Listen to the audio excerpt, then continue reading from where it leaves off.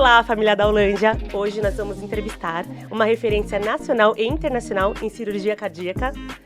Mas, antes disso, nós vamos entrevistar, eu já tô até emocionada, a pessoa que mais conhece o coração da Mel,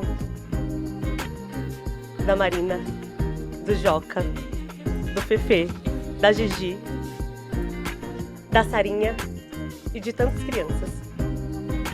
E com ele também nós vamos entrevistar também uma cardiologista pediátrica, referência. E ela me abraçou no momento que eu mais precisei na minha vida e eu nunca vou esquecer desse abraço. Então eu tô aqui com o Dr. Marcelo Jatene e a doutora Natália Jatene. Muito obrigada. Obrigada. Uau! Eu também tô emocionada. Você começou arrebentando. Nossa, como nós esperamos por esse bate-papo, como eu esperei pra olhar pra vocês e agradecer vocês. Assim, olho no olho. Eu lembro que, depois a gente vai chegar um pouquinho na nossa história, mas era necessário esse encontro pra gente agradecer. E hoje você vê como que a Mel está. Vocês são os principais responsáveis pela Mel. Então, muito, muito, muito obrigada. Você quer falar alguma coisa? Nossa, eu nem sei como te agradecer, né? E te dizer que há 15 anos atrás eu tinha um dos momentos mais difíceis da minha vida, mas você estava lá, segurando na minha mão e falando pra mim, vai dar tudo certo. E a gente acreditou e hoje a minha Marina tá com 15 anos e deu tudo super certo e eu só tenho a te agradecer muito, mas muito obrigada, Marcelo. Obrigada. Eu acho que quem tem que agradecer sou eu por esse carinho, por essa recepção tão especial num fim de uma semana tão pesada, não pesada em coisas ruins, mas de bastante trabalho, bastante pressão e bastante coisa, nada como um momento como esse para a gente se revigorar, né, Nath? Eu acho que isso é uma coisa que traz a maior satisfação. Eu acho que é a essência do que a gente faz, né? Sim.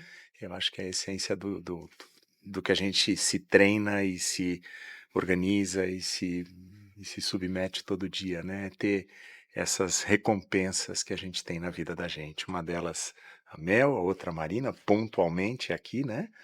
Mas tantas outras crianças que, graças a Deus, a gente teve a oportunidade de ajudar de alguma forma. Amém. Amém. E você, doutora?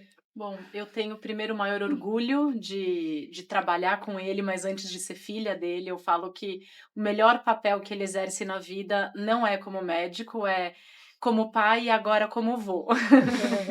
Então eu tenho o maior orgulho de estar com ele o tempo todo, de aprender, e eu sei que tudo isso que vocês falaram é verdade, eu sei que esse sentimento que vocês têm todo mundo fala que chega no consultório dele e tem uma luz, assim, que a coisa abre e você fala, não, agora vai dar tudo certo, vai resolver.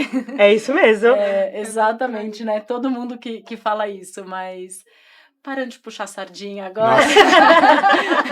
Estão judiando demais de mim. Merece. Eu tô muito feliz de estar aqui com vocês, de poder bater esse papo e a gente conversar um pouquinho tanto sobre a cardiopatia, quanto sobre a trissomia do 21 e pós-operatório e tudo que a gente tem para falar. Eu tô super feliz de estar aqui, acho que a gente tem muito para conversar. Muito mesmo, né? Tanta coisa que a gente quer saber e tantas mães também, né? Sim. Porque foi o que você falou. Entrar no consultório do Dr. Marcelo Jatene foi um divisor de águas pra mim, porque a gente tava muito desesperado realmente. Sim. Eu lembro que eu liguei pra uma amiga minha, que tá aqui na frente, a Deia, e eu falei assim, Deia, a Mel ela é cardiopata, e ela vai precisar fazer uma cirurgia, quem que você indica? E eu dei 3 nomes, que eram os nomes que as pessoas, Sim. né, indicavam ali. Indicar. E ela falou assim, eu só vou te fazer uma pergunta, ela vai operar do quê? Aí eu falei, do coração. Daí ela falou, você já tem a resposta. HCOR, o Instituto do Coração. Você vai fazer com o Marcelo Jatene. E foi quando eu falei, meu Deus, então eu já tinha ali, ela já me deu uma luz para quem que eu iria, né, entregar a minha filha no centro cirúrgico. E aí, as coisas são como são, né? Eu falo que não existe coincidências. Nós fomos até seu consultório e você pegou o coração. Vocês trouxeram o coração? Não. Mas você pegou um coração, você deu uma aula pra gente. E aí, nós saímos tão confiantes de lá, sabe? Tudo que, aquele meu medo todo, né? Claro, obviamente eu fiquei com medo, mas eu tinha muito mais certeza de que a Mel ficaria bem, que ela, né, pela qualidade de vida, que era bom. Eu comecei a mudar, falei, graças a Deus existe a cirurgia cardíaca hoje para as pessoas que têm a síndrome de Down, né? Porque então a minha filha ela tem essa oportunidade, eu tenho que agradecer que minha filha tem a oportunidade de fazer essa correção para ela viver. E aí a gente saiu tão encantado, tão emocionado, sabendo assim, liguei para ela na hora, falei, daí é ele mesmo e tudo mais. E aí passou um tempo, estávamos no sítio e a minha mãe estava assistindo uma entrevista no Fantástico. E era o senhor. Só que, como eu fui de máscara, você estava de máscara, eu não sabia seu rosto. E a minha mãe falou, Tempos da pandemia. tempo da pandemia. A pandemia judiou tanto da gente, nossa. E a minha mãe falou assim, nossa, eu vi essa entrevista. É um cirurgião e ele conseguiu... foi uma cirurgia das gêmeas siamesas? Que foi o coração. Foi. E ela falou assim, você tem que fazer com ele. Eu falei, meu Deus, uau! E fiquei assistindo a matéria inteira sem saber que era você. Eu falei, mãe, vamos ver o nome dele. É ele. Minha mãe falou, é com ele que você tem que fazer.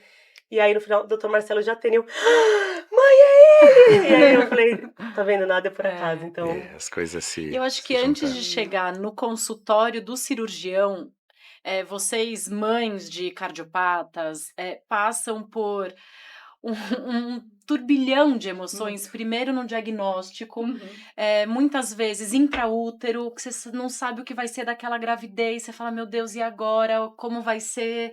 Vamos seguir em frente. Tem muita gente que fala tanta coisa para vocês durante esse processo todo. Depois nasce, você fala o que vai ser depois do nascimento, vou dar conta de cuidar, vou levar para casa, como vai ser tudo isso. Então, eu acho que esse processo todo e aquela coisa de quando vai ser o momento da cirurgia, como vai ser esse acompanhamento, e quando chega no cirurgião parece que é assim, bom, agora vai, mas vocês já passaram por tanta coisa. Eu acho que a escolha do cirurgião tem também muito a ver com tudo isso e com a empatia e com essa coisa de sentir que é ele, que é aquela pessoa, e o segmento clínico também, né? Eu acho que Sim. isso faz parte de tudo, e é difícil, porque eu acho que deve passar uma coisa assim, será que eu tô fazendo a escolha certa? Será que é isso? Será É a que... vida do seu filho que tá ali. É a né? vida do seu filho Você que tá ali. entrega ali, né? Exatamente. É difícil mesmo, essa sensação que ela tem. Você né? sabe que é uma troca constante de responsabilidades, né? Quer dizer, a gente sabe a responsabilidade que a gente assume, que a gente tem, mas tem determinados momentos da conversa que eu digo que a Mel, pontualmente, vamos falar da Mel, ela tá precisando de ajuda. Eu posso ajudar uma parte do problema, eu posso preencher uma parte do problema, mas amor, carinho, atenção, presença, mão com mão, isso é com vocês. sim. A gente pode até dar, mas não passa a mesma coisa que vocês oferecem. Então esse conjunto de ações é que conseguem levar ao resultado final. Eu ia complementar que para vocês conseguirem se sentir fortalecidas de dar conta do recado, né, que é um recado grande, ter profissionais que acalentem vocês e que passem acolhimento, segurança, e não só a parte técnica, porque a parte técnica todo mundo sabe estudar, sabe ir atrás, sabe desenvolver mão, a parte técnica, né, mas eu acho que entender o processo como um todo, eu acho que faz muita diferença, né? E é o que a gente busca fazer o tempo todo, assim, porque vocês estão no pior momento da vida de vocês e passando por muita coisa. É um momento de maior fragilidade. né? Muito. E quando ela fala, né, da ida ao consultório, né, desse acolhimento, eu lembro da minha vez com você, né, de eu entrar assim, eu falei, é com ele. Na hora que eu entrei, assim, eu bati o olho, eu falei pro meu marido, porque eu falei, Newton, é com ele, eu não vou nos outros, é com ele, eu já resolvi, tá resolvido aqui. Você desenhou e você me perguntou qual é a sua profissão, eu falei, sou fonoaudióloga, aí você olhou pro pai e falou, e você? Ele falou, eu sou engenheiro, então você já sabe o que eu vou falar e eu vou explicar para ele de uma maneira que ele entenda. Aí você usou um sistema de engrenagem, foi uma loucura, e eu fiquei assim, ó, eu falei, é ele, é óbvio que é ele, não tem nem o que discutir. É o nosso coração que escolhe, né? E quando as mães pedem indicação, eu falo, a Mel passou com o Dr. Marcelo Jatene, mas deixa o seu coração escolher. né? Vai conhecê-lo. Isso é E, fundamental. e eu falo, porque é a mãe mesmo, né? Claro. Sim. E obviamente, assim, todo mundo quer uma referência de uma coisa que deu certo, né? O É, resultado. Então, a Mel exato. acabou por tudo que ela passou virando, né? Uma referência ali das mães que estão com os filhos em estado grave ou com uma insuficiência cardíaca importante. Então, elas procuram e querem saber.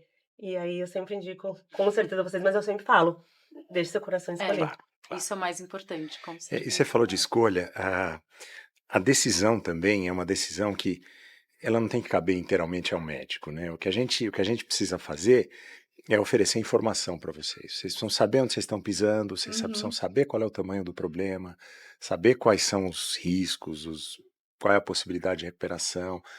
Acho que isso tudo tem que passar pela cabeça de vocês. A gente não tem muito hábito de tomar escolhas diferentes a não ser oferecer até a última oportunidade, né? Mas sabe que a gente já teve situações onde as famílias optaram, falaram, não, eu prefiro deixar como está. Situações muito graves, muito críticas, onde o risco era enorme, enorme. Ela falou, eu prefiro ficar tudo como está. Não gostaria de dar esse passo. Essa é uma decisão da família, né? Então isso é muito estimulante em vários sentidos, no sentido da gente entender que nem todas as decisões têm que ser as mesmas, nem todas as soluções são as mesmas, nem todo mundo pensa do mesmo jeito, nem todo mundo quer as mesmas coisas. Esse universo que a gente vive, a quantidade de diferentes pessoas, estruturas familiares, visões, expectativas, é muito bacana por conta disso.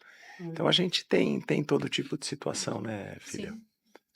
Nossa, e o HB realmente, assim, eu encontrei muito acolhimento lá e eu senti muito, e eu sempre falo isso também. Eu tinha espaço de fala lá. É. Vocês sempre ouviram meu Uhum. coração, o que eu Sim. falava. Então, É verdade. realmente, isso acontece de verdade. E desde a recepção. A recepção do H-Cora, as enfermeiras do H-Cora. Então, a gente realmente viveu ali. Eu falo, eu tive a Mel em outro hospital. A Mel ficou 14 dias internada por conta da saturação. Só que eu não tive nenhum acolhimento. Eu me senti muito perdida. E eu falo assim, eu odeio chegar naquele lugar. Eu não gosto de chegar naquele lugar, de ir naquele lugar, porque me lembra aqueles momentos. E o H-Cora foi um momento que ela passou mais difícil da vida dela. Eu gosto de ir. Quando eu ver, eu quero encontrar com vocês. Então, ficou isso mesmo. Eu fui acolhida. Então, por isso que eu falei lá no começo, vocês cuidaram dos nossos corações. Eu acho que a palavra é mesmo empatia, acolhimento. Isso eu sim. falo em nome de toda a equipe da cardiologia pediátrica, passando por não escapando ninguém, porque realmente a gente tem um cuidado especial em relação a isso, sabe? A gente presta muito atenção em relação a isso. A gente tem mudado até as nossas rotinas, o jeito de passar visita na UTI. A gente tem um grupo de mães que a gente faz toda semana uma reunião com as mães e discute temas vários que, assim, olha, a comida não tá boa hoje, ou não gostei do que aconteceu com uma físio específica, e a gente tenta encaixar, porque isso faz parte de vocês terem uma melhor estadia naquele momento e ter tudo bem amparado, e vocês se sentirem ouvidas, e eu sei que isso faz muita diferença. Eu, hoje em dia, trabalho na UTI, sou diarista da UTI, então dentro da internação, a UTI é o pior de todos os momentos, então é onde todo mundo tem mais angústias, mais desespero mesmo de saber se aquilo vai dar certo ou não e tal. Então, ter este acolhimento e eu sempre falo que os pais fazem parte da equipe multi como um todo, assim, não é só enfermeiro, médico, físio, fono, a nutricionista, os pais fazem parte. Então a gente faz questão de passar a visita na frente, perguntar se tem mais alguma questão, porque é isso. E nada melhor do que vocês para entender e conhecer o filho, né? Sim. Então é importante ter a visão de vocês, eu digo aqui um pouquinho mais de pós-operatório, mas desse processo como um todo, né? Mas você sabe que eu sou de uma geração um pouco anterior. Eu convivi da minha formação com os pioneiros da cirurgia cardíaca no Brasil, né? Eu tive a oportunidade de, como residente, entrar em cirurgia com o professor Zerbini, depois com o Dr. Adib Jatene, depois com o Dr. Virginelli, Dr. Miguel Barbeiro Marcial, que são nomes que construíram as coisas, né? Que foram realmente os alicerces dessa grande estrutura que a gente tem hoje. E os tempos eram diferentes. A família não participava muito, a família ficava esperando as notícias. Né? Mesmo na UTI, não existia esse conceito da humanização, da criança estar junto com a mãe, estar junto com a família, o tempo todo, 24 horas por dia. Esse foi um processo que levou um certo tempo até que tudo fosse ajustado. Tinha que passar até pelo aval da Comissão de Infecção Hospitalar, para ter uma pessoa de fora que não está acostumado com o ambiente hospitalar. Será que não vai ter problema? E, na verdade, a resposta é muito simples, só traz coisa boa, só traz benefício. É isso que a Natália falou. A presença da família, muitas vezes a família até falou, olha, eu acho que ela não tá melhor hoje não, hoje ela tá pior, ou ao contrário, não, hoje ela tá melhor, hoje ela... Porque às vezes você tá 24 horas, você conhece a criança, tem uma visão absolutamente global de todo o processo, muito diferente do médico que está cuidando dela o tempo todo, mas que está cuidando de outras crianças também. Então é fundamental. A presença da família hoje é fundamental. É inaceitável que a gente não tenha a família do lado. E falando em família, essa parte também, né? Porque assim, você citou seu pai, né? E você também tem a doutora Natália, também tem o seu outro filho também que trabalha. Então, esse amor pela cardiologia, né? Passou mesmo de pai para filho, gerações e gerações. Eu acho que eu vou falar antes dele. Eu acho que nada, assim, a gente sempre viu, ele nunca foi super presente de horários, eu diria, porque os horários são malucos, mas todas as vezes que ele estava junto, sempre muito presente, muito envolvido, muito carinhoso, e a gente via que ele vinha feliz do hospital. Então a gente entendia que ele estava fazendo o que ele gostava, né? E que estava lá passando por uma coisa boa, e não era só o trabalho e tal, não, ele estava realmente envolvido. Quantas vezes a gente já ficou no estacionamento de hospital esperando ele passar visita nos pacientes, e a gente via isso de uma forma muito tranquila, nunca foi pesado, não, meu Deus, não, nada. Tanto que eu e meu irmão resolvemos fazer medicina, eu fiz cardiologia pediátrica, meu irmão cirurgia cardíaca, e a minha irmã pulou um pouco fora, né? Não resolveu não seguir. Ela até brinca, ela fala, eu preciso arrumar alguma coisa para fazer na parte... Ela falou, você é instrumentadora, vou fazer alguma coisa, vou trabalhar no hospital de algum jeito. E meu irmão, meu marido é anestesista, então, e ele anestesia as crianças, a maioria das crianças que meu pai opera, e a gente trabalha juntos, e é bem gostoso, assim, e eu acho que... A gente estava vindo para cá, no carro, né? E é inevitável que a gente fique falando sobre o caso A, o caso B, o que aconteceu, o fulano, o Beltrano, o ciclano. Eu falei, Nath, chega. Vamos, 6 horas da tarde, sexta-feira, vamos falar de coisa boa, vamos falar das crianças, vamos falar de alguma coisa diferente, assim, porque o nosso dia a dia é isso. Eu tô eu sou o sanduíche, né, porque eu tive a geração do meu pai e agora tenho a geração dos meus filhos, então eu tive a oportunidade de conhecer os dois lados, de trabalhar com o meu pai. Eu tenho um irmão e uma irmã que são médicos também, são cirurgião cardíaco e cardiologista. E agora estou tendo a oportunidade de trabalhar com os meus filhos.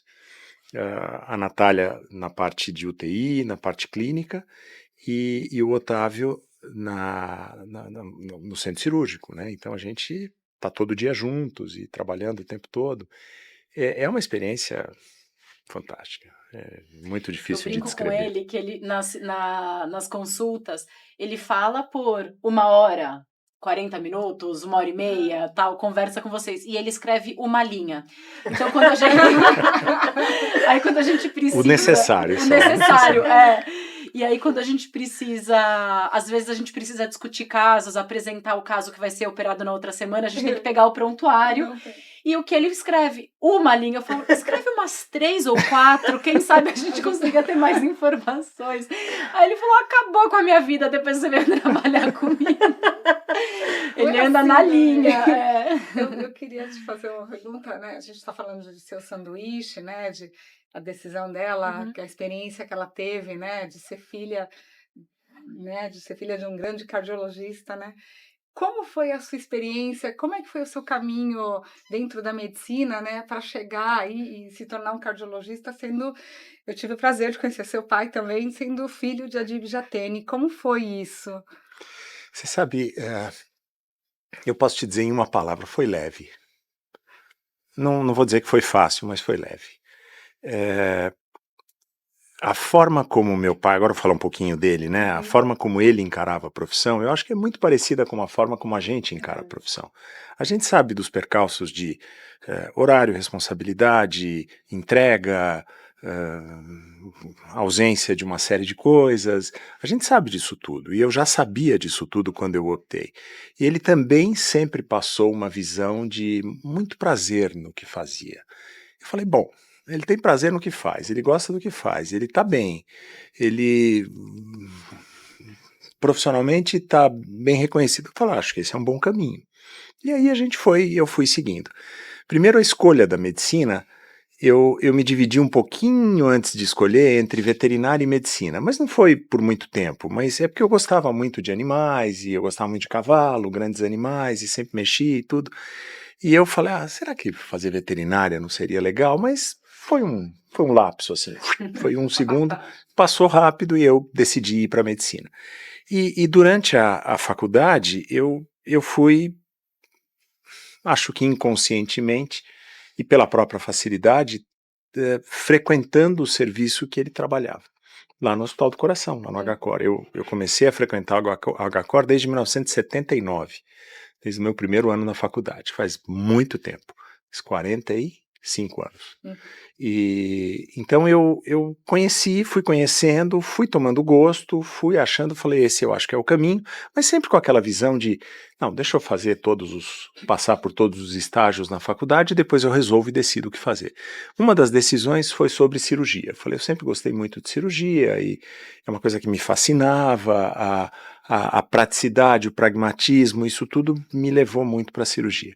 Mas um pouquinho antes do exame de residência, eu balancei de novo, entre cirurgia e pediatria. Eu gostava muito de criança. E nos estágios de pediatria, eu me dava bem, eu gostava de frequentar, todo mundo falava, você quer trocar o plantão? Eu quero. Então eu acho que eu fui caminhando por aí, mas eu acabei decidindo por fazer cirurgia, e cirurgia cardíaca foi uma escolha natural. Aí eu fiz 2 anos de cirurgia geral no Hospital das Clínicas, e depois 3 anos de cirurgia cardíaca no INCOR, e aí a pediatria voltou a falar mais alto, e eu me encaminhei para a cirurgia cardíaca pediátrica, né? Que hoje ela está um pouco mais abrangente, hoje não é só crianças ou recém-nascidos, além de crianças e recém-nascidos, a gente tem que tratar as crianças e os recém-nascidos que cresceram e viraram adultos. E que hoje está cheio de paciente, hoje tem mais adulto com cardiopatia congênita do que criança com cardiopatia congênita. Nossa. Porque essas crianças os resultados foram melhorando, elas foram sobrevivendo, vencendo etapas e chegando num determinado momento onde às vezes você, sei lá, precisa trocar uma válvula que você pôs na criança pequenininha, a criança cresce, a válvula não cresce, você precisa trocar. Ou um tubinho, você pôs o tubo não cresce, a criança cresce, você precisa trocar. E você precisa fazer isso quando eles são adultos. Então hoje em dia tem um novo grupo de pacientes que são os adultos com cardiopatia congênita, que a gente precisa tratar e tudo mais. Então, a própria especialidade ficou uma coisa mais abrangente, o leque abriu em função disso, né? E aí eu fui tomando gosto por isso e me envolvi de cabeça. E durante o começo da minha formação também, eu trabalhei muito com cirurgia cardíaca de adultos mesmo, coronária, válvula, aorta, etc.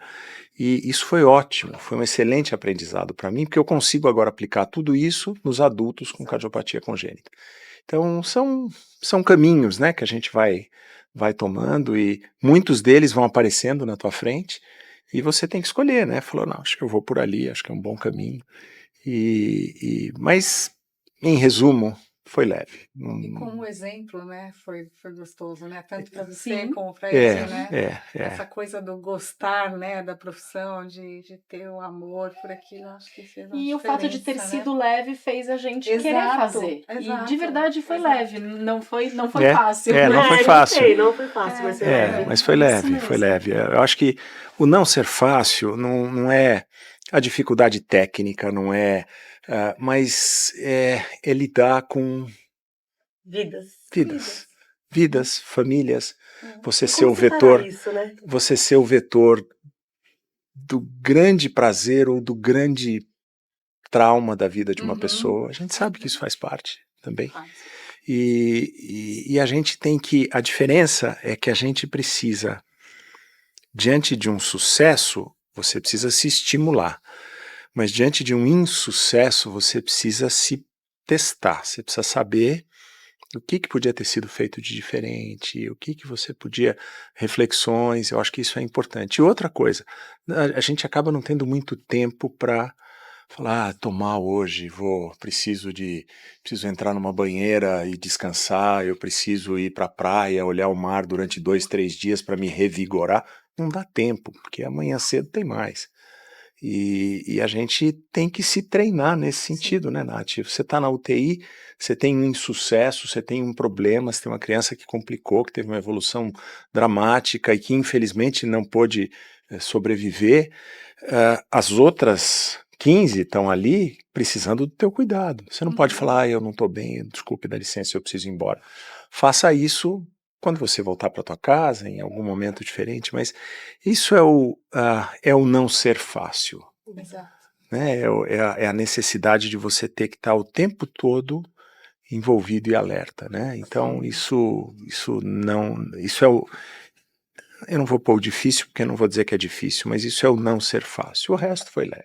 O resto eu acho que foi. E acho que pegando o gancho disso, depois que eu virei mãe, as coisas mudam. Na verdade, não que eu fiz nada diferente, mas eu consigo entender o sentimento que vocês têm de deixar o filho de vocês falo, meu Deus, e eu acho que eu consigo chegar num ponto com a tal da empatia que a gente tem falado e não lembro se eu era mãe quando eu te dei um abraço, mas eu daria independente de ser mãe. Não, mas eu lembro que você estava me dando a notícia de que a Mel estava em estado grave e eu só chorava.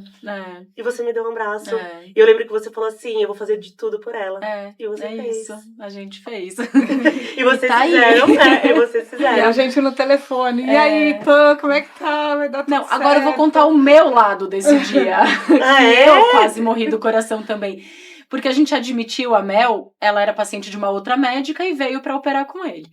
E eu peguei os exames e você me deu o exame errado.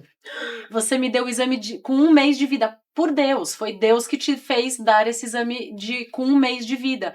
Eu olhei e falei, não, eu não vou mandar ela para cirurgia com mais ou menos 4 meses, sendo que ela me deu o exame de 1 mês de vida. Eu vou repetir esse eco. E ela tava ok, tudo certo. E aí a gente desceu pra repetir o eco. E acho que você deve ter pensado, putz, mas eu fiz esse exame há 1 mês atrás, porque tinha um exame recente. Tinha. Acho que essa médica tá ficando louca, mas tudo bem, vamos repetir. E aí, quando repetiu, você me trouxe o outro. Aí eu falei, bom, ainda bem que tinha o de 1 mês, o de 3. Lembra disso? Nossa, eu não lembrava. E aí repetiu e a gente viu que tinha alteração que teve no exame. E aí tudo mudou, né? Porque senão a gente teria mandado ela pra cirurgia com o exame de 1 mês atrás, que a gente normalmente não repetiria. Então, eu acredito muito que as coisas não acontecem por acaso, tá tudo completamente escrito, a gente só precisa ir pegando os sinais e não deixar eles passarem. Verdade. Nossa, eu não lembrava disso. E aí, quando me ligaram e veio o resultado, eu falei, meu Deus, e agora? Eu não conheço essa mãe, eu não conheço esse pai, eu vou ligar pra médica dela e falar que tem isso, ela não sei se vai acreditar porque ela não tinha nada disso. Vamos lá que vai dar certo. E acho que Deus ajudou a gente também a resolver tudo isso. Muito, uma das coisas que a gente sempre fala e que me emocionou muito é que você também é católica? Sim. Né? E vocês são devotos à Nossa Senhora Aparecida. E eu levei a imagem da Nossa Senhora, porque eu fiquei sabendo também que você era muito devota, e é uma coisa muito legal, assim, que muitas vezes a minha ideia, assim, de que às vezes as pessoas, os médicos, eu não achava que tinha muito essa relação de colocar Deus à frente das coisas, né? E aí eu achava que, será que eles colocam a medicina na frente? E lá não, e lá eu vi que é lado a lado mesmo, que tudo funciona lado a lado com Deus, com a Nossa Senhora Bom, eu vou te Aparecida. mostrar um negócio aqui. Eu tenho meu patuá aqui, ó. Nossa Senhora das Graças, Nossa Senhora Aparecida, Nossa Senhora Desatadora dos Nós, Espírito Santo. Ele tá o tempo todo. A gente precisa. A gente precisa, tem tudo para escolher, para todos os gostos. Mas Independente de religião, eu acho que a gente precisa ter muita fé e acreditar que vai dar certo. E meu avô falava uma coisa que eu levo para a vida, que o oposto do medo, né, não é a coragem, é a fé. Você tá com medo? Vai com fé que vai dar certo. Hoje eu falei isso para uma mãe que foi a que ele operou e que a gente atrasou e tal. Eu falei, ela falou, tô com muito medo. Eu falei, eu tenho certeza que você tá, mas tenha muita fé que as coisas vão dar certo e que vai dar. E a gente fala realmente porque a gente acredita, sabe? E eu acho que fé é uma das outras palavras, assim, que nos norteiam. E a gente não pode esquecer disso. Eu sei que o dia engole a gente, muitas vezes a gente esquece de alguns sinaizinhos que a gente precisa ter no dia a dia, mas a gente não pode deixar isso sair do lado da gente. Isso é Vocês importante. vivenciam todos os milagres, né? Sim. Bastante. Sim, sem dúvida. Isso faz parte. Então, e tem um ponto que vai além do que a gente consegue dar de suporte médico. Por isso que eu acredito que tenha, com certeza, alguma coisa além. Você sabe que envelhecer, é interessante. Eu hoje em dia frequento diferentes lugares, seja congresso, seja uma reunião deliciosa como essa de hoje aqui, casa de amigos, etc. Eu estou chegando a uma conclusão simples, eu estou ficando quase sempre, se não o mais velho, um dos mais velhos. Por exemplo, aqui, nesse ambiente, eu sou fácil o mais velho. E a gente tem que se acostumar com isso, né? Mas isso traz ótimas coisas também. Primeiro, te traz uma bagagem, uma experiência muito grande de uma série de situações vivenciadas, né? Isso tudo vai te alimentando o disco rígido para você ir usando isso de alguma maneira, de alguma forma. E então tá no processo. Tá no processo. Eu acho que isso tá no processo. Então é isso que a Nath falou. Você já vivenciou, já que você acredita em milagres, você acha que as coisas acontecem? Tenho certeza. Eu não tenho dúvida. Tenho certeza. Eu tô arrepiada. E para as mães que com certeza o filho vai passar por cirurgia, que vai assistir esse podcast, né, vai dar uma fé e uma segurança de que... Uma segurança não, uma fé, né? Sim. De que... Não, mas eu acho que uma coisa caminha do lado do lado da da outra, outra. né? Eu acho que sim. E aproveitando, né, falando das mães que estão assistindo, que vão assistir esse podcast, a gente queria entrar um pouquinho dessa parte da cardiopatia, entender um pouquinho, eu lembro que você me falou a porcentagem, mas eu gostaria que você contasse para as mães também qual que é a porcentagem de risco em uma cirurgia cardíaca, né? Eu não sei, eu lembro que quando eu entrei, alguém falou assim, é um desvio de septo e tal, aí a gente tava falando alguma coisa e alguém falou, nossa, mas é que no outro hospital que eu trabalhava era só CIA-CV. Só CIA-CV? Nossa, é uma cirurgia no coração, que complexo. E com certeza, né, para vocês que vivenciam isso, enfim, que estudam isso, a maioria das crianças com síndrome de Down, né, tem uma CA, uma CIV, e aí era essa questão que a gente estava conversando aqui antes. Será que a maioria das crianças, das pessoas, né, que passam pelo HCOR para cirurgia cardíaca são pessoas com síndrome de Down, grande quantidade? Eu posso te dizer que não é a maioria, mas é um número muito expressivo. Hoje em dia a gente calcula que... Bom, vou te dar alguns números. Se a gente for pegar todas as crianças que nascem com síndrome de Down, vamos fazer um número aproximado. Quase metade tem cardiopatia, a outra metade não tem. Das que têm cardiopatia, tem uma que é a campeã, que é o defeito do septo atrioventricular, né? E mais ou menos 1/3 das crianças com síndrome de Down e cardiopatia tem defeito do septo atrioventricular. E depois, numa sequência próxima, tem CIV isolada, tetralogia de Fallot e outras cardiopatias. Tem algumas que a gente não vê crianças com síndrome de Down com aquela cardiopatia específica. Então, isso é bem conhecido. Vamos pegar o contrário, vamos pegar todas as crianças cardiopatas. Quantas têm síndrome de Down? Depende de muita coisa, depende da própria política do hospital, em termos de que tipo de pacientes ele opera. Todas essas estruturas são importantes para o país, para atendimento das crianças, desde o hospital que atende só casos mais simples, até o hospital que atende casos complexos, porque o que atende casos complexos muitas vezes não tem lugar, espaço, vaga, leito para atender os casos mais simples. Então você precisa do lugar que opera casos complexos, você precisa do lugar que opera casos mais simples. E existem hospitais que a estrutura ainda não é a estrutura desejável e não se arriscam a fazer casos mais complexos. Ou seja, você vê que tem uma quantidade muito grande de variáveis. Isso não quer dizer, você faz cirurgia cardíaca, o hospital tem cirurgia cardíaca? Tem. Então opera tudo? Não, calma, não é assim. Nem todos operam tudo. Se todos tiverem, se as pessoas responsáveis tiverem responsabilidade e souberem dos seus limites, não dá para operar tudo. Você precisa saber até onde você consegue ir. E então existem estruturas no Brasil, em São Paulo, no estado, na cidade, que são estruturas de hospitais terciários e quaternários, que recebem os casos mais graves e mais complexos, né? Então, o próprio HCOR é um deles, o Instituto do Coração, o INCOR, né, de Pazanese, tem uma série de instituições que operam casos complexos e difíceis. Mas, voltando ao que a gente estava falando, quer dizer, quantas crianças com cardiopatia congênita têm síndrome de Down? A gente sabe, mas quantas são operadas? É diferente por conta dessas políticas todas, né? Então, eu calculo mais ou menos, hoje em dia, alguma coisa perto de 20% a 30%, dependendo do hospital. Tem hospital que é um pouco menos, tem hospital que é um pouco mais, Nossa.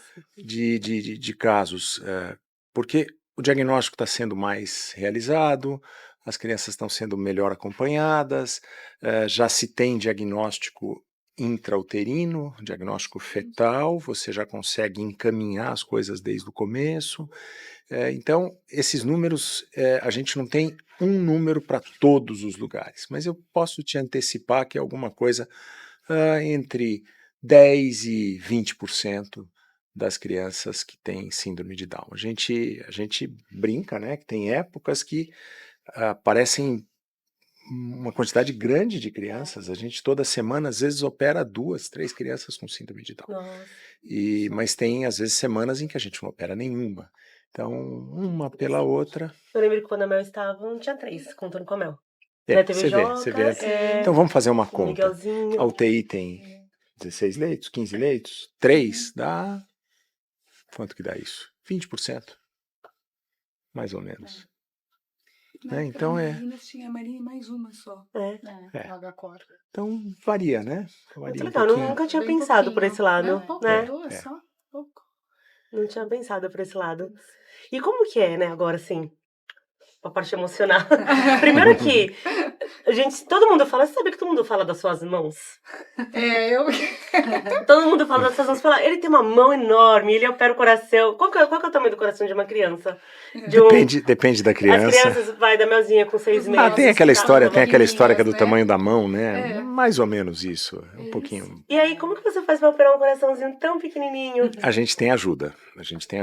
Um pouquinho de tecnologia e um pouquinho de treinamento, claro, e bastante de treinamento. A tecnologia são lupas que aumentam luz, para aumentar a luz, né, para a gente ter uma visão melhor, instrumentais delicados e pequenos, que são próprios para operar a criança, fios de sutura muito fininhos, agulhas pequenininhas, tudo isso a gente tem. Então a tecnologia oferece isso, e depois o resto é treinamento, envolvimento e tudo mais. A gente sabe que, outro dia, há muitos anos atrás, eu estava operando uma criança e tinham os 2 cirurgiões que estavam junto comigo na cirurgia, eram todos peso pesado como eu, né? A gente brincou e fez uma relação somando os o peso dos 3 cirurgiões dava mais de 300 quilos. E a criança tinha menos de 3 quilos. Eu falei, olha, tem 300 quilos em cima de 2,5 quilos, né? E uma relação louca, né? Sei lá, 100 para 1. E, não, isso é só uma bobagem, mas a gente acaba se treinando nesse sentido. Você precisa treinar e precisa mexer, e prática do dia a dia, prática diária, mas tem algumas peculiaridades. Por exemplo, a gente sempre fala para os residentes que vêm, às vezes, assistir, acompanhar uma cirurgia, a gente fala, olha, se você movimentar a tua pinça 2 milímetros numa cirurgia de um adulto, não faz diferença nenhuma. Mas se você movimentar a pinça 2 milímetros numa cirurgia de criança, faz uma diferença enorme. Você, às vezes, estraga uma estrutura, lesa um tecido, então é tudo mais delicado e a gente tem que se habituar a trabalhar com isso. Nossa, eu fico imaginando, sabe, como que acontece tudo, mas não gostaria de acompanhar, não. A gente falou da mão aquele dia, não né? sei. Como que ele segura. Não sei qual seria a vantagem também Você de você. acompanha, doutora? Sim, Acompanha? inclusive a de hoje. A de hoje você acompanhou? Hoje você estava lá. De hoje a Nath estava lá. Não, eu gosto. Eu gosto de ir no centro cirúrgico, é que nem sempre dá tempo, mas eu gosto de estar junto, acompanhar o processo. E para quem está no pós-operatório, saber detalhes do intraoperatório é muito interessante também. Então, muitas vezes a gente entende por que chegou daquele jeito, às vezes teve algum detalhe ali no intraoperatório, a gente muda um pouquinho a conduta, então é interessante. Quando eu posso, eu dou um pulinho lá e vejo a Tanto cirurgia. é que o HCOR é meio pioneiro nesse sentido. As residentes de cardiopediatria têm um estágio de centro cirúrgico. Não para aprender a operar, não, mas para assistir as assistir, cirurgias. acompanhar. Elas acompanham, elas pegam, a gente brinca que tem umas escadas magiros lá, umas escadonas, elas ficam atrás da gente e eu brinco com elas. Falo, se for cair, cai para trás, não cai para frente. Pelo amor de Deus, né? Cai para trás, passou mal, se joga para trás. E elas assistem a cirurgia e eu acho que é um dos estágios que elas mais gostam, né? Porque faz todo sentido. Primeiro que você enxerga tridimensionalmente aquele coração que você ainda não entende direito como funciona. E essa coisa do intraoperatório, do manejo. De conhecer o processo todo, né? A cirurgia tem vários tempos. Tem o tempo principal, que é onde ele corrige, mas tem a abertura, a indução anestésica, então, que pode ter um pouquinho de queda de pressão, um pouquinho de instabilidade, o sangramento pós, que isso acontece, então leva um tempo. Fala, mas acabou o tempo principal e tá até agora no centro cirúrgico. Às vezes precisa de uma revisão de hemostasia, que é controlar esse sangramento direitinho. Às vezes vem com tórax aberto. A mel. Exatamente. Que é um recurso que a gente usa para isso é uma estratégia, aliviar né? um pouquinho, né? Dar um tempo para esse coração se acomodar e tudo mais. Então, para entender por que veio com tórax aberto, por que passou um catéter de Tencoff, que é para dialisar, por que às vezes saiu em ECMO, que isso pode acontecer. Então, acho que para a gente, pensando na parte clínica, faz muita diferença acompanhar esse intraoperatório. E falar, mas é fácil, é só você ir lá corrigir, colar, corta e gruda. Tá, mas vai olhar lá, vai ver como é. Nossa. É muito complicado, né? Então, às vezes, a gente tem que discutir, fala com ele, olha, não dá, isso não dá, vamos para isso, tal, porque tem essa visão global. Então, pra gente é muito legal participar. E você gostaria de explicar um pouquinho para as mães, assim, um pouquinho do coração, um pouquinho como que é feito essa cirurgia, por exemplo, que nem você pegou o coração e explicou o que era isso, que era aquilo, e vamos nessa cardiopatia que você mesmo disse que é mais comum na síndrome de Down. Então, como que uma mãe hoje que não tem acesso ao senhor, né, que não tem acesso a essas informações, como que você explicaria como que seria a cirurgia dela? Eu acho que dá para a gente tentar resumir um pouquinho. Primeiro, eu acho importante entender como funciona o coração, né? O coração tem 2 lados, tem o lado que recebe o sangue do corpo, e esse lado manda o sangue para o pulmão. No pulmão o sangue vai ser oxigenado, é devolvido para o lado esquerdo, que distribui o sangue para o corpo todo. Esse é um processo contínuo. Nós estamos todos aqui conversando, isso é o que está nos mantendo vivos, né? Esse movimento constante do coração. Na cardiopatia específica que você falou, o que acontece é que tem, eh, por uma série de motivos, na formação do coraçãozinho, ficam 2 buraquinhos dentro do coração.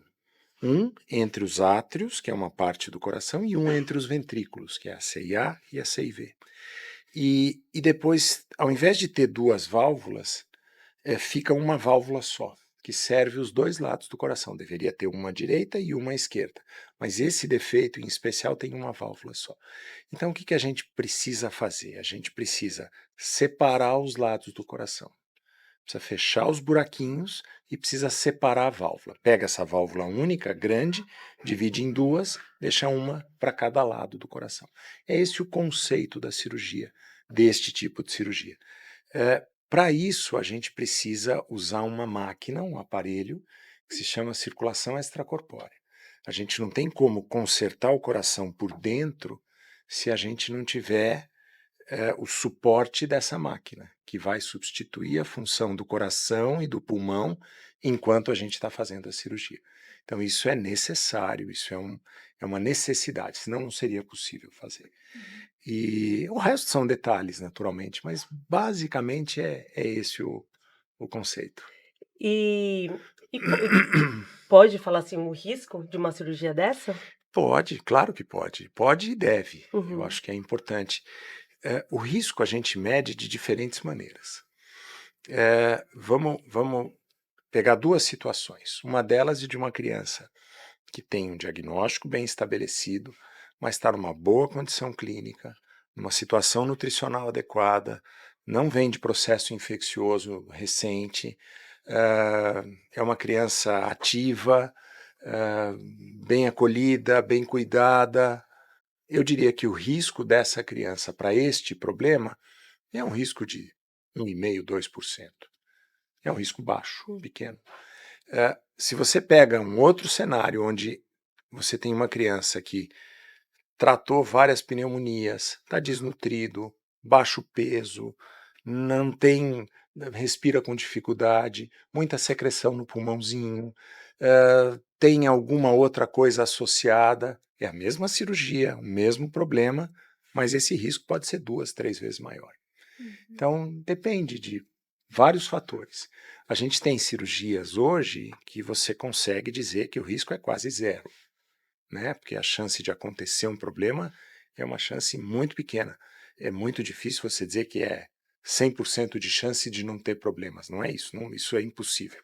Mas, ao contrário, existem outras que a gente já sabe de antemão que o risco é bem mais alto, cardiopatias mais complexas, mais graves, 20, 25, 30%.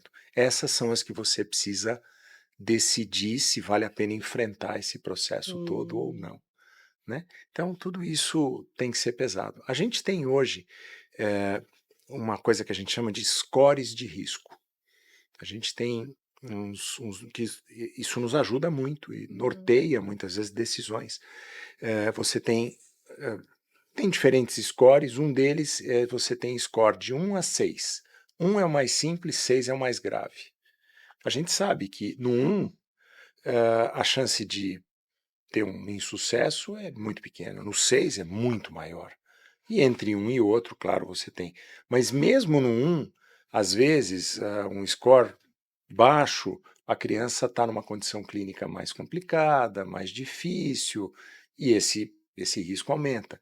Então, a gente consegue quantificar tudo isso e a gente tem conhecimento de tudo isso hoje em dia, que ajuda a nortear um pouquinho as decisões. Qual era o score da Mel? A Mel eu acho que é RAX 3, se não me engano. Uau. A Marina foi RAX mais 3. tranquila, amiga. É. A Marina eu lembro bem, assim, você falando, assim, me veio bem à memória, né, que era março, era comecinho de março, e aí você falou assim pra mim, então, ela tá super bem, tá estável, justamente esse quadro que você tá falando do sucesso, né, do ter um bom score para fazer, e aí você falou, a gente pode marcar quando vocês quiserem, né? E eu falei, quando? E você olhou para mim e falou assim, pode ser semana que vem. E eu, aí você ficou olhando pra mim e eu falei assim, então vamos. Na hora, assim, eu falei, vamos fazer, né? Vamos E em aí, frente. era tipo assim, 4, 5 de março, e aí dia 17 a gente estava já Já fez a internado, cirurgia. e dia 18 a Marina já tinha operado. E foi um sucesso total, embora ela sangrou bastante, né? Isso. Aí, na hora que chamou para conversar, você falou, ó, sangrou um pouquinho, né? Mas assim, foi um sucesso e ela estava super estável, então acho importante, né, que Isso ajuda muito, as claro. mães ficam com muito medo, e eu lembro, né, que as pessoas, mas ela só tem 4 meses, você vai É. operar? Como assim? Eu falei, é uma criança que está sendo acompanhada desde intraútero, era a Hum. Marina Zamit que acompanhava, né? E já vinha falando que havia necessidade da cirurgia e por que adiar, né? Então eu vejo, como você fala da opção das famílias, eu acho que isso nunca passou na minha cabeça de não operar, de ter essa possibilidade de esperar. Eu acho que isso se aplica mais, né, para os casos mais Mais complicados, complexos. mais Uhum, complexos. Que deve dar medo, né, na Muito, gente, um muito. pouquinho. Eu tinha muito Não só em medo, vocês, né? na gente também. Eu não vou dizer que é medo, mas é uma preocupação a mais, né? A gente Aham. sempre fica mais. E acho que falando disso também, para as mães às vezes tem uma preocupação, eu preciso ter um peso ideal, a minha filha precisa ter um peso ideal para operar. Verdade. Isso não existe. É, É o peso que ela conseguiu chegar naquela cirurgia. Muitas vezes não ganha peso porque a cardiopatia faz com que não ganhe peso de forma adequada. Então, e às vezes a gente perde a chance de operar no momento oportuno, numa condição clínica favorável, porque eu estou esperando ter um peso, precisa ter 6 quilos. Não existe fala, É isso. importante se você falava. falar isso, porque ainda se fala. Se se muito. falava na 5 sua. quilos, né? Exato. Porque assim, a Marina operou com 4 quilos e pouco também. É, Todo tinha- mundo, meu Deus, tinha como alguns assim? marcos. Tinha o marco dos 10 quilos, depois o marco. Eu passei por essas épocas todas. Tinha o marco dos 8 quilos, tinha o marco dos 5 quilos. É impossível que uma criança que tenha uma repercussão, um problema com sintoma, com muita repercussão clínica, Chegar em 5 chega quilos. a Exato. 10 quilos. Vai chegar a 10 quilos. Nossa. Por isso que é muito importante ter uma. Eu acho que essa é uma Um mensagem Um acompanhamento, acompanhamento né? claro. logo no Clínico, início, né? que eu não tive. Por isso que, Sim. inclusive, a gente fundou o Dolândia, porque a Sim. gente eu não tinha essas informações. É, Então, sim. eu recebo as informações tudo muito atropelado. É. Se eu soubesse lá atrás, É. e eu vim com isso também, Uhum. do peso. Eu lembro. Eu lembro que era uma Você lembra? preocupação sua. Ela era pequenininha, mas ela era Super. pequenininha Mas- porque ela tinha um defeito grande que Mas isso não é gerava injustificado. bastante- Isso não é injustificado. Uhum. Isso tem muito a ver com Esses riscos que a gente está lidando e isso, com os falando, riscos né? e com a estrutura de cada lugar. Tem lugares em que tem uma estrutura muito arrumada para atender crianças maiores. Enfermagem treinada, médicos com experiência, estrutura hospitalar. Por isso a ideia de falar, não, precisa operar? Precisa. Quer operar aqui? Quer. Mas olha, melhor chegar a tantos quilos. Então isso é um conceito que veio acompanhando durante muitos anos. Mas hoje em dia a gente não pensa, a gente opera recém-nascido com 2, 3 quilos, e por que você precisa o outro esperar chegar a ter 5, 7, 8? Tem problemas em que é bom esperar um pouco mais, desde que seja possível. Uhum. Mas, de uma forma geral, isso não é um problema. Então, por exemplo, a gestante que acabou de receber a notícia ali na gestação, que o filho dela tem uma cardiopatia. Muitas mães não sabem para onde ir, muitas mães esperam o filho nascer, muitas mães.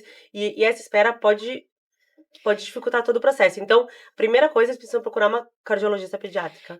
Existem cardiopatias que precisam ser abordadas no período neonatal e muitas vezes ter alguma abordagem assim que nasce. E outras cardiopatias que podem ser, a gente pode esperar, como é o caso da Marina e da Mel, que não precisava ter sido abordada no período neonatal e que precisava de um acompanhamento de perto para entender qual era o melhor momento. Então, tem que entender qual é a cardiopatia desse diagnóstico e sempre ter um cardiologista pediátrico que acompanhe seria o ideal.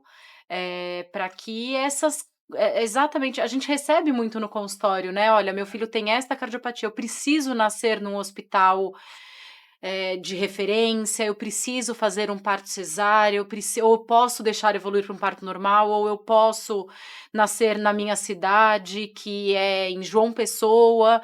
e que para vir para São Paulo é um transtorno. Então, precisa de uma avaliação. Então, a gente recebe gestantes não só quando as cardiopatias são complexas e que precisam de abordagem no período neonatal, mas sim para entender como vai ser esse pós-operatório e até escolher via de parto, assim. Então, isso também é uma coisa que Nossa, é a gente muito legal recebe. você comentar isso, porque sim, as mães realmente elas. sim, Eu tinha o desejo de ter um parto Uhum. normal, sim. não porque eu sempre tive muito medo da cesárea. Uhum. Então eu sempre coloquei isso na minha cabeça, eu quero Sim. um parto normal.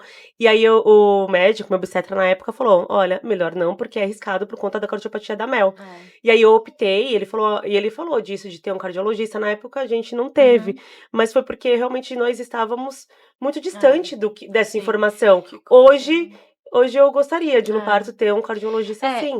Tem cardiopatias que precisam ter um cardiologista na sala de parto e tem cardiopatias que não precisam e que pode evoluir normalmente, A cardiopatia sabe? da Mel precisava? Não. Não? Não. Então tá bom, agora Interessante. ficou mais Fique tranquilo. tranquilo. No caso da Marina, a escolha do Santa Catarina foi pela proximidade do HCOR. Era quem estava acompanhando ela, né? A Marina, o exame te pediu para ser perto. E foi essa opção. E eu tive um cardiologista na sala de parto da Marina 15 anos atrás, no Santa Catarina. Hoje em Você dia a vê? gente tá um pouco mais, talvez, acho que permissivo é a palavra, mas porque os conhecimentos foram avançando e tudo. Então, uma mãe com DSAV total, sem grandes comorbidades, uma gestação tranquila, evoluindo super bem, não tem por que fazer uma cesárea eletiva se a cardiopatia tá ok, se a mãe tá sem nenhum problema e tudo, sabe? Então, é mais ou menos isso. Eu Se acho ela, que tem. não, é só se ela não precisar de nenhuma abordagem no período neonatal. A gente marca cesárea eletiva se precisa nascer horário comercial, num hospital de referência, para que as condutas sejam feitas naquele momento, sabe? Eu acho que tem 2 pontos que a Nath tocou que eu queria reforçar. Existem cardiopatias onde a gente precisa programar o parto. Você precisa fazer uma programação muito bem feita. O pediatra que vai pegar a criança precisa saber qual é a cardiopatia para já saber qual é a ação que ele vai ter. Às vezes tem suspeitas de problemas muito graves e que você precisa de um cirurgião e de um hemodinamicista Na ali sala. na sala. Para nascer, às vezes precisa fazer procedimentos imediatamente. Abrir uma comunicação com catéter ou instalar alguma máquina, algum aparelho. Então, o grande benefício que o ecofetal trouxe não é só transformar a gravidez e a gestação num pesadelo, né? Fala, meu Deus, estava tudo tão bem, agora eu sei que eu tenho esse problema, que meu bebê tem esse problema. Entendo, é muito triste, é muito chato, mas passado o primeiro momento de angústia e desespero, precisa sentar e ter racionalidade para lidar com a situação e programar o parto, se organizar. Então esse é o primeiro ponto. Segundo ponto é negócio de via de parto. Depende muito da estrutura que você tem. Volto a dizer que estrutura é fundamental.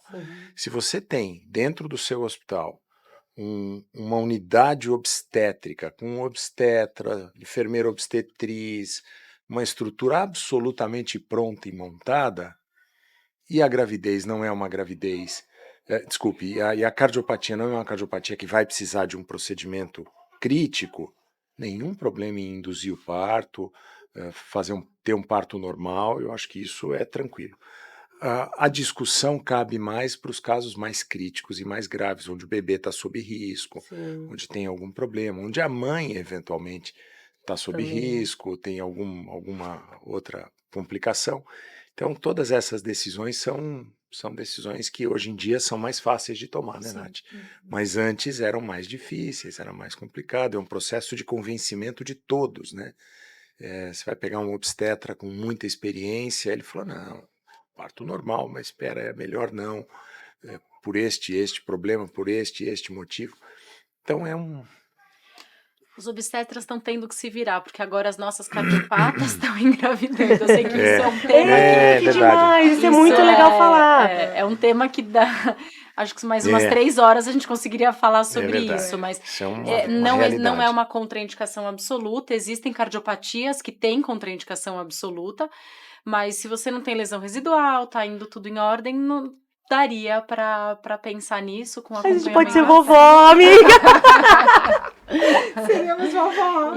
E é isso, a gente Não. tem que pensar nesse Sim, futuro. muito. E a gente pensa. É, É muito legal você é. falar, porque a gente pensa. Eu Sim. acho que toda mãe ali, quando recebe o diagnóstico da cardiopatia, já acha que Você não quer nada saber vai da cirurgia, você quer acontecer. saber o que vai ser daqui 20 É, anos, como vai estar a vida dela. a gente acha sabe que- disso. Que não vai ter qualidade de vida, É, ou que não vai viver, É. ou que, né, passa tudo, Uhum, né? Sim. E o que você falou é verdade, assim, da gente receber esse diagnóstico na gestação, pra mim foi importantíssimo, porque por mais que eu não tive todas as informações, eu me preparei, É, né? sim, Eu fui é. preparada Sim. pra cirurgia aquele dia, nós estávamos preparadíssimos. Sim, É que sim. aconteceu Uhum. da Mel ter a enfim, Disfunção, né? a disfunção que nós não esperávamos, que não tem nada a ver com a É. cardiopatia, porque muita mãe se preocupa. Sim. Eu sempre falo que não tem a ver com É. cardiopatia, Uhum. e não tem, né? Não. Certo. Você lembra do diálogo que a gente teve? Não detalhes, mas eu lembro que a gente conversou. Eu lembro que eu tava desesperada, a doutora Natália me falou, me abraçou, chorei, falou tudo aquilo, e eu falei, eu quero falar com o doutor Jatene, porque ele precisa me dar uma resposta. E eu lembro que você desceu, subiu. Subiu. E eu falei assim, aí você falou, eu virei sua filha do avesso. E eu não sei o que ela tem. E eu falei assim, ela vai ficar bem? E você disse, eu não sei. Aí eu falei, ela vai ficar mal? E você disse, eu não sei. Aí eu falei, caso de transplante? E você disse, não me faça perguntas, eu não tenho respostas. E naquele momento que você disse isso pra gente, pra mim, pro meu marido, a gente se apegou muito, a gente entendeu que a Mel estava à espera de um milagre, né? Que a Mel estava em um estado muito grave. Então, eu te agradeço eu te agradeço, doutora Natália, pelo abraço que você deu. Eu te agradeço por você descer para conversar com a gente.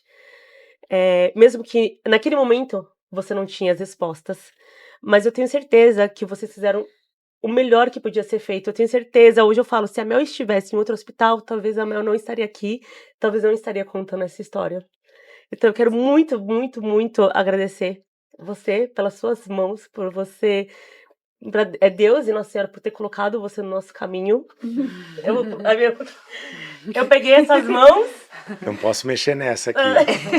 Eu lembro que eu peguei essas mãos no centro cirúrgico e eu ajoelhei pra te agradecer. Então, mais uma vez, agradecer. Não precisa ajoelhar, pelo amor de Deus. Imagina.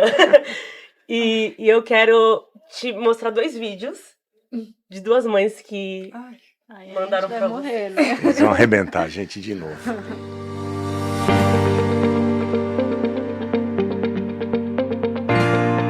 Obrigada, doutor Marcelo, por salvar o meu irmão.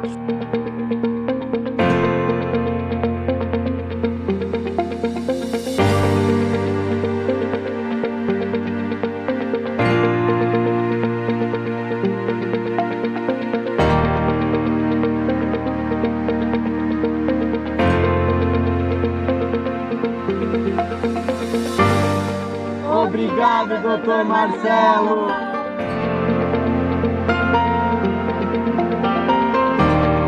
Vida da doutor Marcelo. Essa vai o meu coração escutar o meu coração de Marcelo. Oi, doutora, tudo bem? Nós queremos agradecer imensamente por tanto cuidado com o Dudu durante toda a internação na UTI e cuidar dele com tanto carinho após a alta também e fazer com que ele seja esse menino maravilhoso, saudável, feliz. Você sabe que que falta a palavra até para agradecer tanto para o Dr. Marcelo quanto para você, para toda a equipe do HCOR. E obrigada por fazer os nossos corações tão felizes. Obrigado, doutora. Um beijo no seu coração. Oi, doutor. Doutor, queria te agradecer muito. Eu me lembro que quando o Joaquim ia operar e a gente estava esperando por esse dia, muitas pessoas me falavam, mentaliza coisas boas, mentaliza ele em casa, mentaliza ele no sofá da sala, mentaliza ele no chão brincando. E eu mentalizei muito, durante muitos meses, eu segurando a sua mão e te agradecendo. No dia eu não consegui te agradecer, então tô te agradecendo hoje, muito emocionada. Queria estar aí com vocês mas fica aqui todo o meu amor. Obrigada por ter curado o coração do Joaquim, o coração de toda a nossa família e por ter trazido o meu filho de volta e por todos os momentos felizes que ele já viveu depois disso e que ele ainda vai viver. Um beijo grande. Obrigada.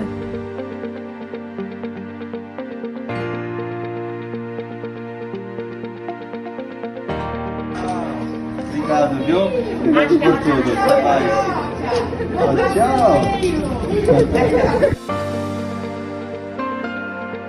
Tchau. Um grito.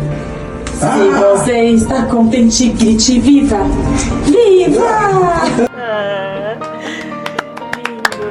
Quer acabar com a gente. E as surpresas não param. Não, Nós meu temos mais Deus uma do céu. surpresa pra vocês dois. Que é entre nossas surpresas. Meu Deus.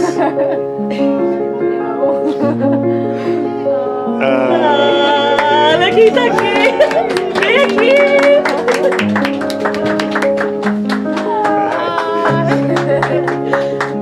Melzinha, você já viu? Vou dar um abraço. Vai, vou dar um abraço. Vem aqui.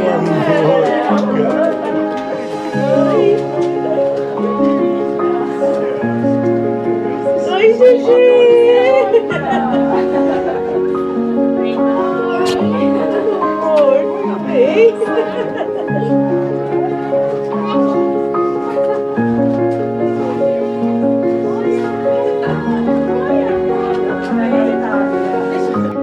Deus tinha uma missão: fazer com que seus milagres fossem vistos em terra.